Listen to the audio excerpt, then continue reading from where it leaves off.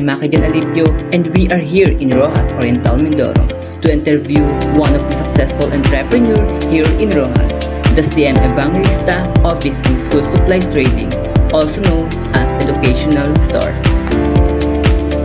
Relax and watch this video story of entrepreneur on how she became a successful entrepreneur. Tara!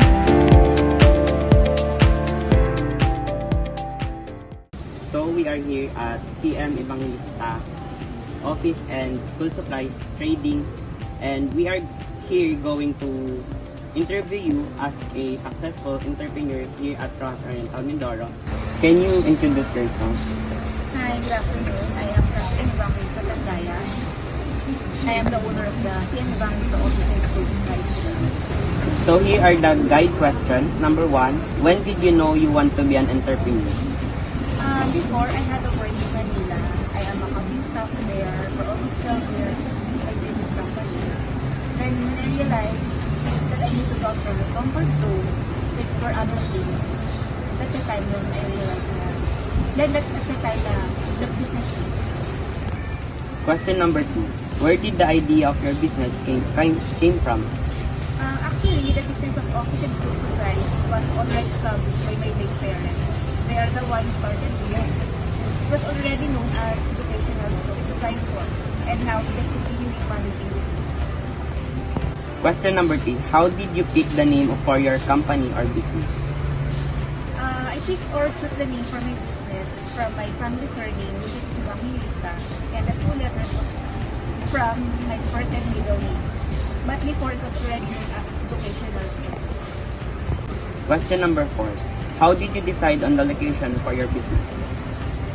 As I said earlier, it was already established before I came here. So, all I can say is it is the best location for putting up business here because it's the center of the country. Number 5, what are the biggest challenges being an entrepreneur? The biggest challenges of being an entrepreneur are first, the financial instability. How will you market your product to have a sales effectively? Also, a lot of competitors. Question number 6, what's your definition of success? Success is not one size fits all concept. The definition of success may involve us to grow and learn. And if you are happy on what you are doing, then it could be a called success in life, which is contentment. Question number 7, short background of your business, like year established, years of business, who is your target market, and your product and services. Year established 2023, but way back years, sobrang tagal na po itong professional store. Years of business, 2 years. So, matagal na rin po talaga. Who is your target market? My target market are everyone who needs office and school supplies, including corporate, banks, offices, schools, or students. Products and services, I am offering or selling office and school supplies. Question number 8, how do you market your business? I am marketing my business through digital marketing like social media. We have a Facebook account.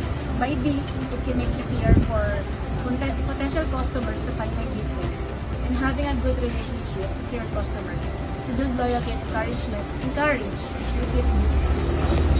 Question number 9, how are you dealing with the negative publicity your company gets? Nothing. You just have to be transparency to provide clear and honest information.